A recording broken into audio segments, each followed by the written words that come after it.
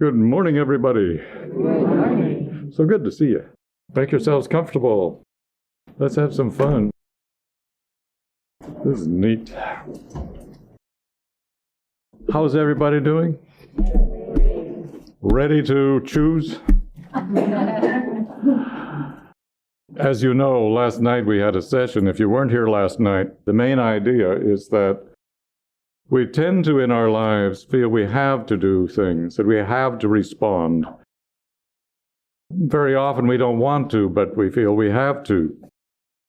And so gradually, from being a little baby, young adulthood, where you have to listen to the boss, your parents try to make you do things, and your teachers try to make you do things. And, if you do them, you get a reward usually, and if you don't, you get punished.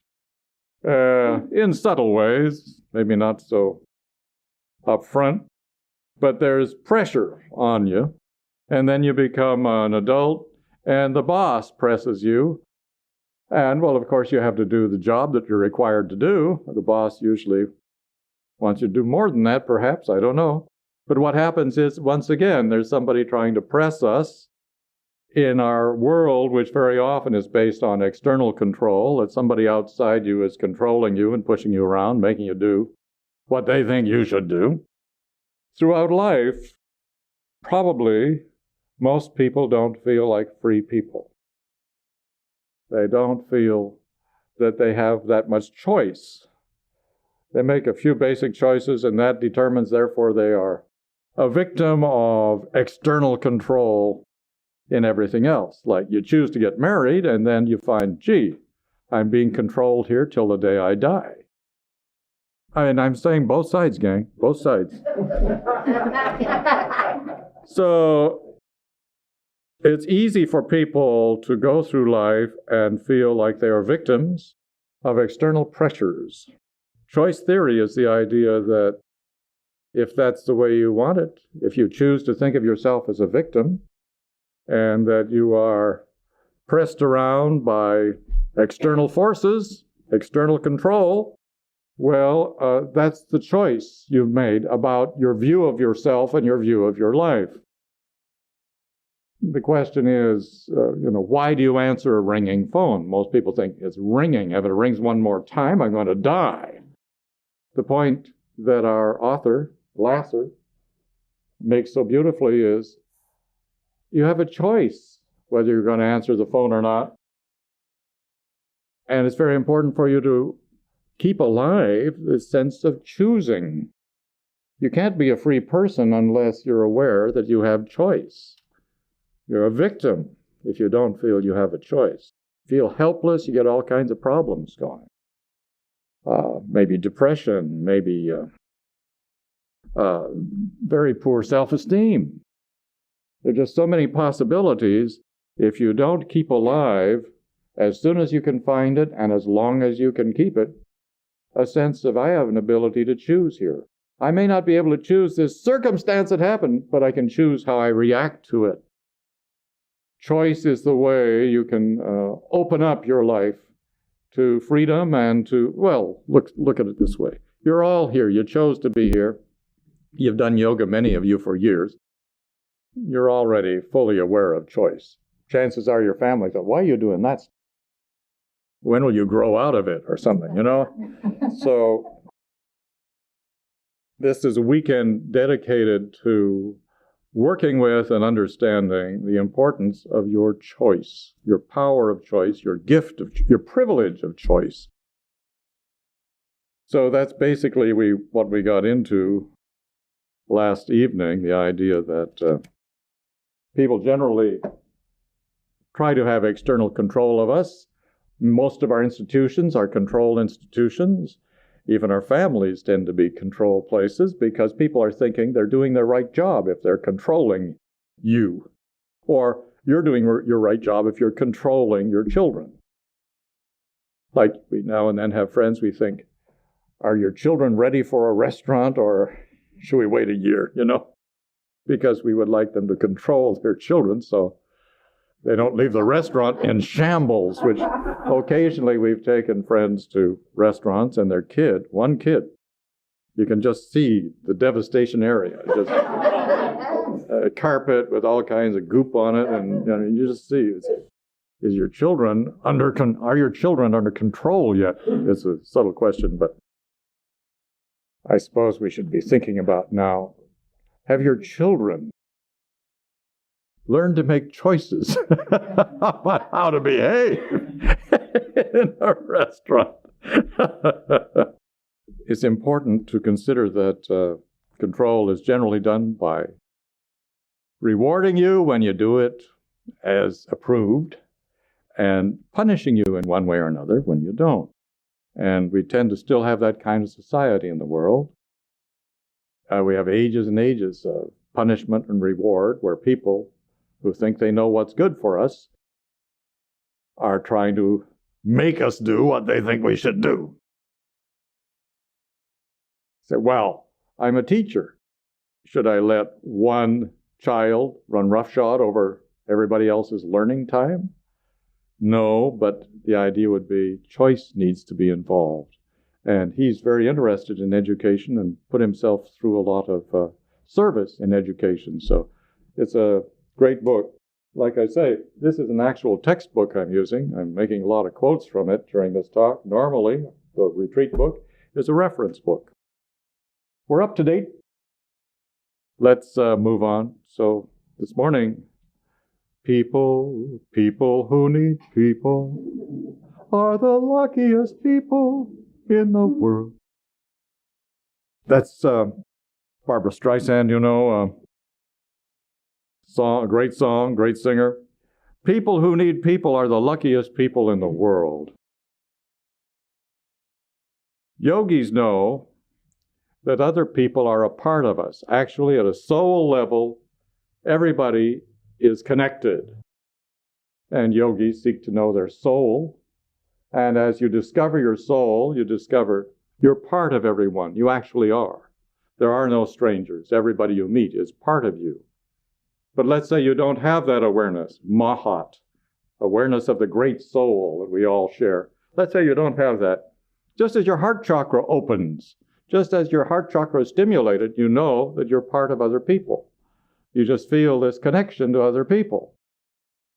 Choice theory and choice therapy is about people, relationships. So much of yoga, so much of choice theory is about getting along well with other people. What a novel idea. We went through the 60s, supposed to express ourselves. 70s, 80s, express yourself. Let everybody know how you feel. And we've gone through that. We've discovered we know how everybody feels. But it didn't make us happier or closer with everybody expressing so vigorously.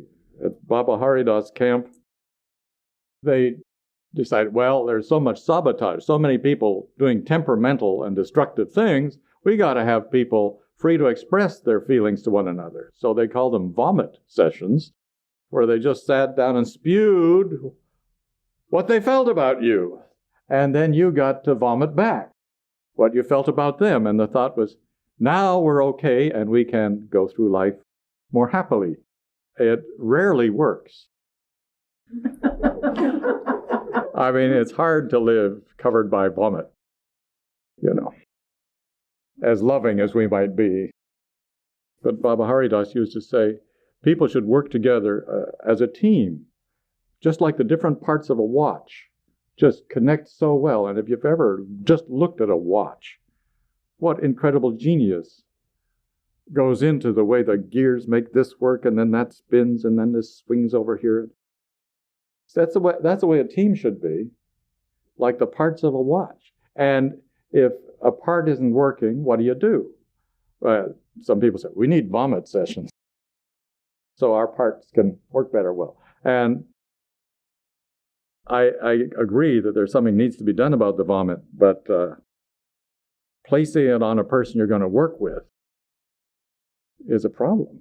Anyway, how does this guy approach this whole idea? And how do we, as yogis who've lived through the 60s, many of us, and we thought the 60s were special learning time for the planet. And we went through the 70s and the 80s and the 90s. And now we're in a new century and a new millennium. So we've lived through a lot, those of you who've been here quite a while. We've been here since 1970, after all, which seems farther and farther in the rearview mirror. This fellow maintains that good relationships are so important to a happy, fulfilling life. He says we humans are built genetically for relationship. After all, we're born, mom and dad had a relationship. We don't perhaps know exactly what kind, but we're the result of mom and dad having a relationship. And then we're these helpless little infants. Boy, talk about a tenuous relationship. We're this little helpless thing, and we got to count on others to come across with everything we need. And generally they do. And here we are. God bless them. Just think of what they went through for us as little infants. Very life depends on our relationship with mom and dad. And if there are siblings in the house, depends on them too. From birth to death, our life is about relationships. Childhood, school, adulthood, marriage, our own children, if you had children. And all along the way, we had relationships with friends. Marvelous gift from God, friends. We have relationships with our colleagues at work. We have relationships with our bosses. When we do activities, there are all kinds of relationships involved in activities. Usually, let's say you're just a lonely mountain climber. You get in trouble, suddenly 50 people are going to show up to help you off that ledge. Pretty amazing. Even our quiet time, we're being protected and guarded in a way by police, firemen, all kinds of factors involved. About other people, are concerned about our health. Well, we have a relationship with a doctor, or maybe a squad of doctors. You sit in one waiting room after another as you do your health concern. Your property involves police driving past it from time to time, choppers flying over it maybe, and people looking after your property. You're having a relationship there. You may not be that conscious of who directly is involved until suddenly they appear. Once I had a water problem. Somebody from Costa Mesa Water Department tinkering around in my bathroom at 3 a.m. and just wonderful thing he's there. Fellow person. Property. We're counting on relationships with banks, and depends on the property, doesn't it? Cars. Just our ability to get transported around. Well, that involves relationships with mechanics and people who want to sell us the car, or people who insure the car, or people who deal with what happens when the car doesn't work right. There are all kinds of relationships going on, and it's important, this man, William Glasser, suggests, to consider how much of your life is based on relationships. He says, if we're not sick, poverty-stricken, or suffering the ravages of old age, the major human problems that we struggle with are unsatisfying human relationships. Major problems we struggle. And by the way, why am I sharing this? Because I think it'll help everybody. It's not necessarily yoga-centered gospel, but it is yoga-centered gospel that you must know you're a choosing being and make choices that are beneficial to you and humanity. That's yoga. But he says such yogic things that I just think is wonderful to spend a weekend with him. Our major problems, he says, are unsatisfying human relationships. And that's where he comes in with, his mentor in psychiatry said, if we were to just disappear from the planet, nobody would miss us because we're not making that much of a contribution. Nobody would miss us. Here we are busily doing psychiatry and psychology. He felt if psychology is any good, it's helping human relationships. And he found it's not. It's mainly helping people look at and relate to their past better. But he says, why can't we have better human relationships? We have to have a new psychology, he's saying, so we can relate to people better. And a lot of people spending a lot of time and money are not improving their relationships. And he thinks that that's a key to happiness, improve your relationship. Because we have unsatisfying human relationships, we got robbed here at this beautiful place. Doesn't happen much, but somebody felt we should go in there and take their cash register and the little beautiful slideshow of the, $1,000. Somebody just, we have an unsatisfactory relationship with somebody we don't know. For in a school, unsatisfactory relationship in their community. She's teaching school, she's teaching beautiful people how to do art. And these kids are doing their best to grow up as members of society. And on Monday night, they only broke into her room. And so they took the overhead projector, $1,600 worth of stuff. And so the school replaced it. And they broke in Thursday night and took the brand new one. Unsatisfying human relationships. People robbing these kids. And imagine how secure the kids feel. Their rooms being violated twice. In society, we have violence because of unsatisfying human relationships. We have crime. And just watch any newscast, it's kind of a chiller and a thriller to just look at what people are doing to one another. Spousal abuse, unsatisfying relationship going on there. Alcohol and drug addiction, unsatisfying human relationship. Unloving homes, people not happy there. Anxiety, emotional distress. These are caused by unfulfilling relationships, he would say. And I think it's really worth considering. Am I saying there's more to it, looking at it yogically? Yes. But it's certainly basic to consider, there are unsatisfying human relationships going on, and chances are all your distresses are about unsatisfying human relationships. So the question is, can we somehow have better, happier relationships? And he says, no. Sorry. He says, no, not if we have an external control view of life. If we think that somebody out there is going to fix it, or government can stop crime. Government has to protect people as best it can, but if we're going to have an external control view of how we're going to solve our problem, somebody out there is going to solve it. We need to move from helpless victimhood. You say, well, people are such helpless victims. He's saying, think about it more deeply so that you can involve choice, because choice is the way out of this hole. People making better choices. As a nation, as a people, and as individuals. We need to discover and use choice if we want to have happier relationships and if we want to have a better planet. Less violence and crime and people hurting one another.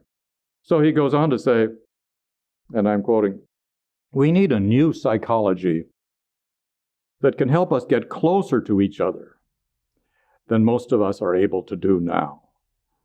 Very often when you go to psychology, you're trying to deal with your life and your past and better understand and relate to what happened so you can function better. And that's the main function to this point of psychology and psychiatry. But he's saying we need a new one that helps us get along better with people. Not just spend our time mourning or grieving or living in the past then, or looking at yourself as a victim or a flawed person as a consequence. We need to realize we have this great muscle, this great gift, this great power of choice. We need a new psychology that can help us get closer to each other than most of us are able to do now. And that's his view. And I think there's a lot to it worth considering. I just thought it'd be helpful to our center to do this. Some devotees suggested I look into this and share it if I felt it was worthy, and I thought it was really worthy. Indeed, the psychology we now use tends to drive us apart. People spend their days living in past trauma, expressing their negative feelings to other people in order to feel better themselves. They become very often more self-centered and lonely because they're involved in what happened way back when, to the exclusion of what's going on now and who you are in their life. We'll get into what he suggests people who have had past trauma do with it. Part of it is mainly it already happened, relate to what's going on now. But anyway, we'll get into that. With the old external psychology, we end up believing that other people can actually make us feel the way we feel. We walk around with the belief. You're driving me crazy. That's what it is. Or you're making me feel bad about myself. We also have the belief that other people can make us do the things we do. I robbed the bank because I have to take care of my kids. There you go. What's wrong with that? Well, there's nothing wrong with taking care of your kids.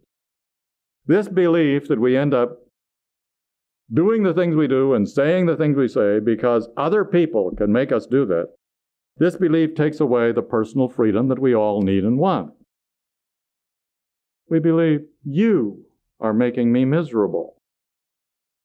Or I'm behaving like this jerk or this brute because of what my mom and dad did to me. Or because of what they didn't do to me. They neglected me. That's why I'm behaving like a jerk.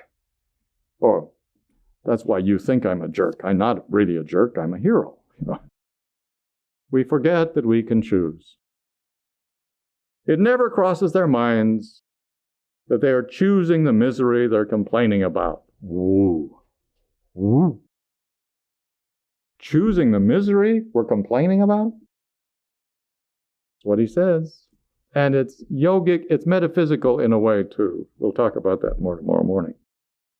Choice theory explains that for all practical purposes, we choose everything we do, including the misery we feel. Ooh, how can that possibly be? Well, think about it this weekend. Other people can neither make us miserable nor make us happy. We choose. We choose. He goes on to say, from 40 years of psychiatric practice, 40 years of psychiatric experience, it's become apparent to me, this is what I see after 40 years, 4 decades. All unhappy people have the same problem. And that is, they're unable to get along well with the people they want to get along well with. They don't get along well with the people they want to get along well with. Wow, is that possible? Well, just try it on for size. You know, you go to the store, you try on hats or jackets or whatever, just try it on. Especially if you're miserable. He says it's probably a people problem, especially what drives you to his office. You're having a problem with your people relationships. There's a relationship problem here, almost always. Whatever their manifestation. I mean, like anorexia, depression, anxiety. They're unable to get along well with the people that they want to get along well with. Just trying this on for size. And if you're doing fine right now, it's because you're getting along well with the people that you want to get along well with. You know? Reflect on your present unhappiness, if you have any, or your past unhappiness, or plural. Does this fit you? Can you see it in that light? In other words, looking at your present life if you're suffering something, or look at what you suffered in your past, the tears on the pillow. What caused those tears on the pillow?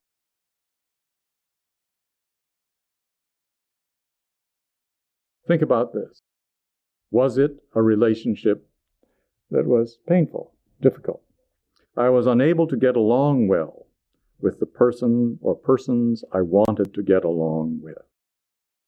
We're going to take 5 minutes or so and just do a little introspection, looking at present or past suffering or misery, consider if it was a relationship problem, like maybe mom or dad, or what you're wanting and expecting from the job, and it turned out to be an ungrateful boss. Guy was talking this morning on, weekends. I love to watch book TV. Guy's saying, we did Vietnam all wrong, and we didn't learn anything, so we did Afghanistan and now Iraq the same way. And he's just saying it was about people getting along well with one another that would have made a huge difference. Anyway, so it happens at all levels. It can apply so broadly, even to war. War is when people don't get along, You notice that? I'd rather risk my life, and I'd like to kill you if I can, because I can't stand this problem anymore. Okay, so looking at your present situation, if you're happy, great, then do some digging in the past. And if it's just easy to focus on this and this and this, go right ahead. But dig if you have to dig. Consider past miseries, present miseries first, and consider this. Was it possibly this problem? I was unable to get along well with the person or the people I wanted to get along with. Let's look at it. Take a few minutes. Of reflection.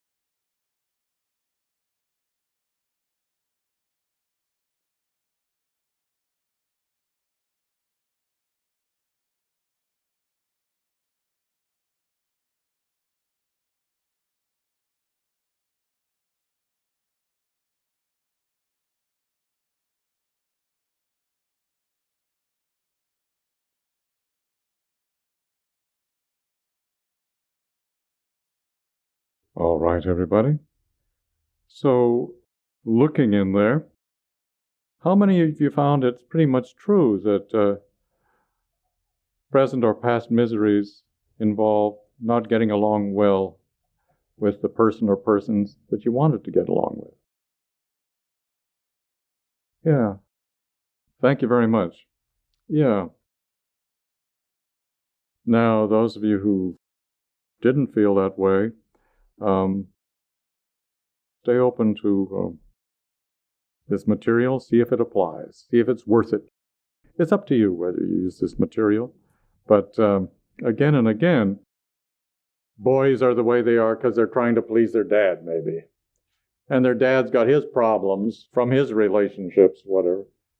It's hard to get along with him because of his problems very often. The boy's trying to get along. Or the girl's trying to win her mother's love and closeness, and the mother seems somehow unapproachable, or they can't bond, or whatever.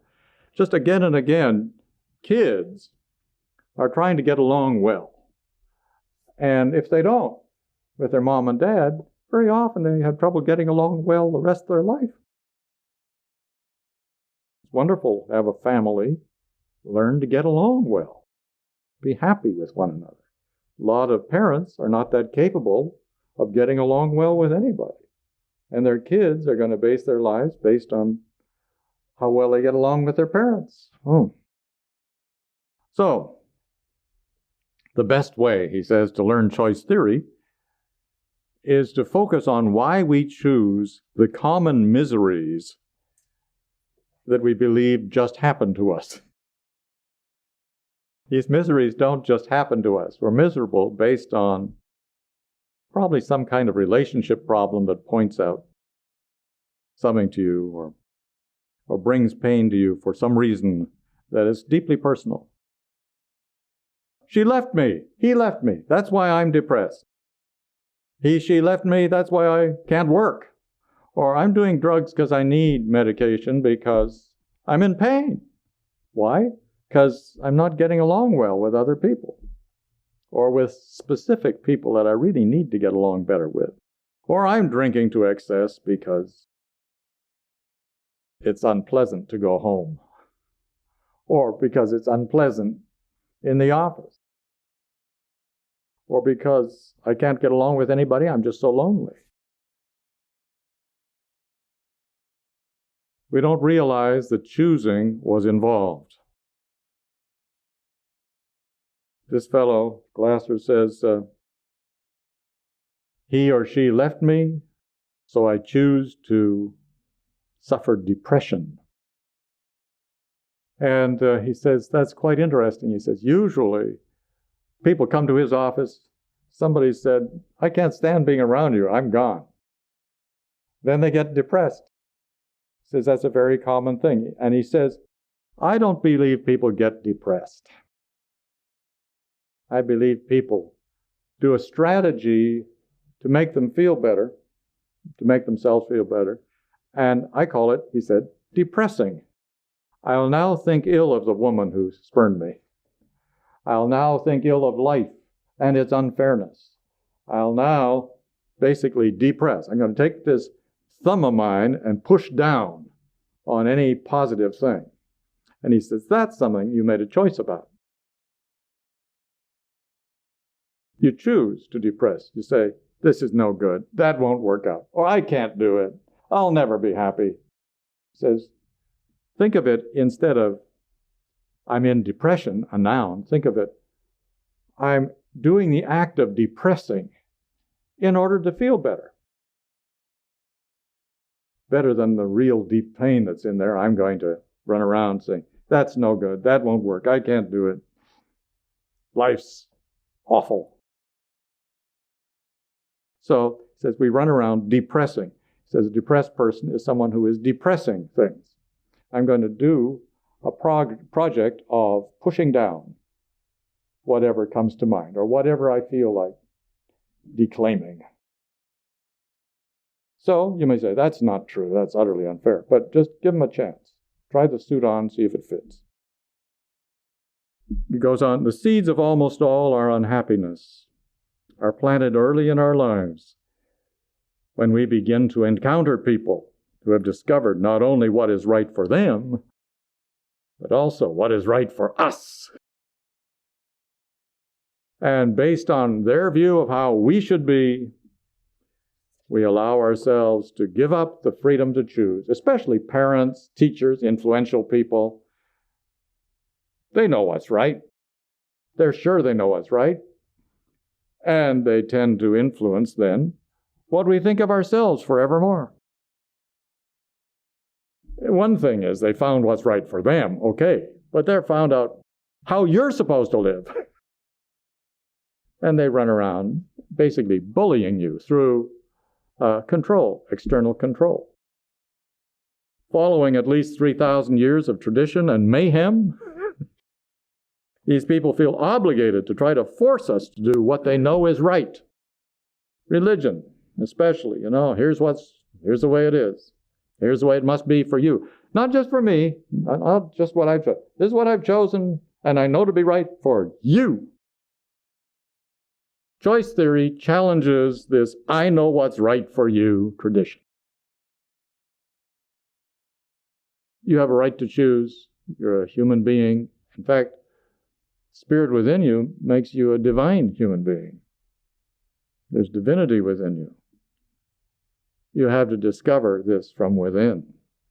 You can have influence and help and education from without, you bet.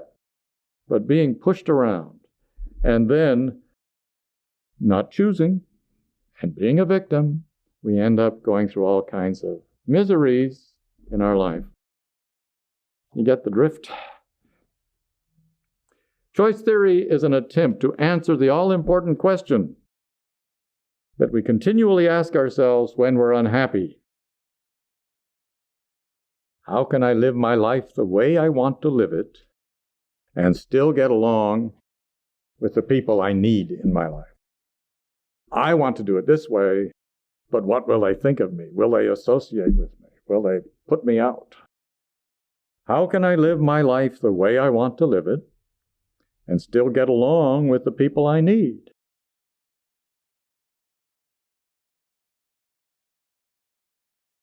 Choice theory is an attempt to answer the all-important question that we continually ask ourselves when we're unhappy. How can I live my life the way I want to live it? And at the same time, not drive away, but get along well with the people I need? That's the big question. I want to get along well, I want to be respected and loved, but I want to be an artist. Almost, unless your parents are artists, no parent thinks it's safe that you'll make a living being an artist, you know? I want, instead of becoming a doctor, Mom, I want to go to film school, be an artist. Oh, really, son? Really? The thought here is, how can we live the life the way we want and still get along with the people we need? It's a question. It just opens up such a huge area to ponder. And he would suggest, based on the way he lived his life and all the training he had from some really good trainers, it involves getting to know and relate well with the people. Then you can be of service. And if you just do external control, it won't work. So there are just so many people. I want to live my life this way. And they don't. And they suffer because they're not living their life this way. But they're afraid they're going to lose what? Their stipend, their inheritance, I don't know. The affection of mom or dad, the affection of their friend. Well, it can be rough because very often you're in a partnership, a marriage, and you want to, you've decided you want to paint. Dear, I'm really a gifted painter. You know, we could make a lot more money if I could just have a year or two, if you'd be willing to just keep working and bring in a paycheck. In a couple of years, I'm just as good as Monet, I think. And we're going to be rich if I can have this couple of years. See, we got this partnership going. And sometimes the wife says, or the husband says, either way, you know, we have a partnership here, and you won't be doing your part, and we're not going to succeed. In fact, our marriage is probably going to be in jeopardy. What? But I want to paint. I've got a calling to paint, whatever it might be. So it goes. There are just so many pulls between the life the way we want to live it and what other people require of us. Well, I can't live the way I want if I do what you require of me. Tug of war. Okay, so I've talked around it enough. We've evaded the issue enough. I'd like you to reflect in your life ways you succeeded at this and ways you're frustrated about it. I want to be me, you know, versus, yeah, you go be you somewhere else. You want to be you? Bye. You know, go be you. Have fun being you, you know. We're going to consider this in our lives, especially present situations, but also past situations. How can I live? The problem is, how can I live my life the way I want it? And still be married, for example. Or still be in the company, you know, the particular job you're in. How can I live my life the way I want to live it? And still get along with these important people in my life? I'd like you to reflect on it regarding present situations and past situations. I'll say it again. Choice theory is an attempt to answer the all-important question that we continually ask ourselves when we are unhappy. How can I live my life the way I want to live it and still get along with the important people in my life? Look at it.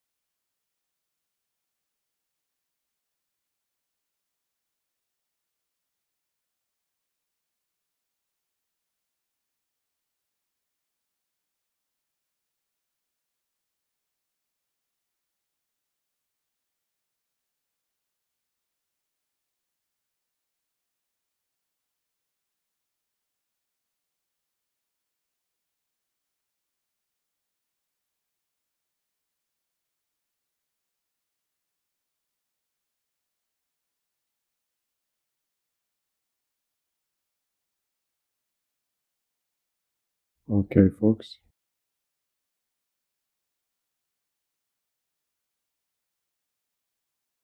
So, when we have this problem, how can I be me and deal with these people who are trying to control me quite often? Or these important people. This is where my food comes from, or my what sustenance comes from. The child has this problem. How can I live my life the way I want and still get along with these important people? Very often, all important people, it seems. Well, he would say, instead of just reacting, learn to choose.